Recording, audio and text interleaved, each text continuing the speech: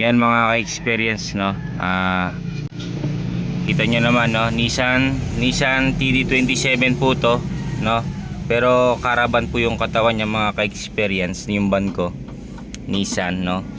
Ito mapapasin nyo, naglalangis siya mga ka-experience. Oh, yan, lalangis siya. Ito naglalangis siya, no, dito kasi tumutulo din sa ilalim, no. Naglalangis siya, yan mga ka-experience. Kaya po nagkakaganyan mga ka-experience, no, dahil dun sa air cleaner na madumi. So ngayon si turbo imbis na hihigop ng hangin dun sa air cleaner, dun sa ilalim sa air cleaner niya doon, imbis na higop siya doon, no, kumpara doon sa air cleaner, ang nangyayari mga ka-experience, dito siya humihigop kay breather. Ito, yan si breather. Yan, ito siya. Itong breather na to mga ka-experience, kung papasinin nyo, may langis siya sa loob. Ayan, no? Ayan, kasi nga si turbo, pagka humigop siya ng hangin na malakas, no, at barado si air cleaner, ang mangyari, yung langis dito kay breather na umaangat dyan, hihigop siya ng hangin dito.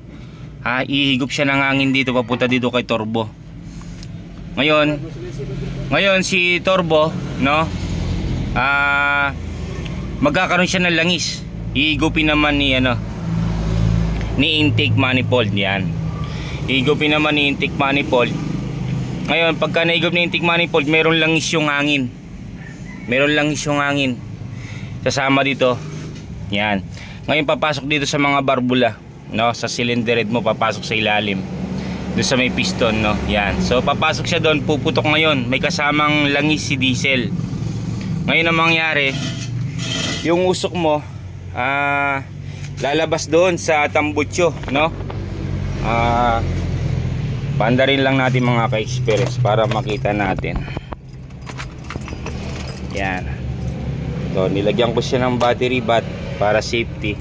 Alam naman natin pag subik baliktad yung wirings niyan mga ka-experience, no. Yan, sinigap na namin yung tubig tsaka langis, no. Ayan, maandar na siya. Pwede mo tinanggal yung air cleaner. Ito yung air cleaner natin, sobra ng dumi. Makapasin nyo, ayan, no, pulo na ng alikabok yung itim niyan sa loob mga ka-experience, no. Tinanggal lang namin dito, ayan, no. Ayan, pagparado ito, yan, yung usok dito mga ka-experience parang may halong puti, amoy langis. Yan, amoy langis. Akala mo na valve seal ka na or na piston ring ka na, dahil po dito yun mga ka-experience. Kasi si turbo hihigop siya, no, hihigop si turbo. Ayan, hihigop si turbo. Kita nyo, hihigop siya dito, ayan, no. Pagparado doon, air cleaner, hihigop si turbo dito. Ngayon yung ibang langis dito mahihigop niya.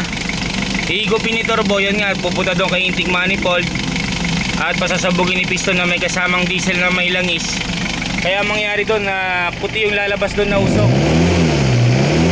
O ngayon walang gano'n lang, tinanggar namin yung air cleaner. Igas mo nga, boy.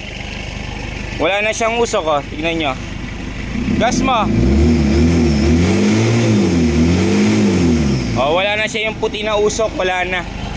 Kaya nga yung air cleaner ang number 1 na dapat nililinis na sa sasakyan, no. Yun, so ngayon ayun yung bagong air cleaner, sinalpak na namin. Yan, may rubber yan, no. Yan, may rubber yan. Oo, may rubber dito yan. Ito alaya. Alaya, original yan. Hindi, baka may rubber yung ano mo. Oo, baka may rubber. Pero lagay mo na dito. Yan. Yan. Pinalda na namin ng air cleaner. Ngayon mga ka-experience, ito hindi na siya ihigop dito ng langis. Kasi nga yung air cleaner malinis na po. Makakahigop na siya ng magandang hangin si turbo. Papasok kay intake, no. Yun lang mga ka-experience. Konting tip lang sa ngayon mga ka-experience. Ay, kita nyo, naglalangis siya, oh. Yan. Galing po dito sa breeder yan. No? Yan.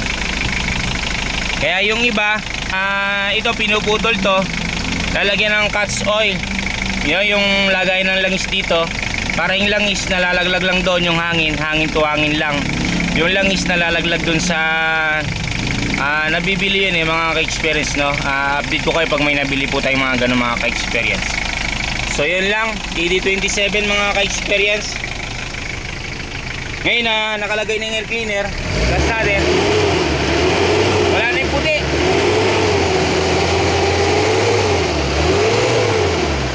Oh, wala na yung puti na usok.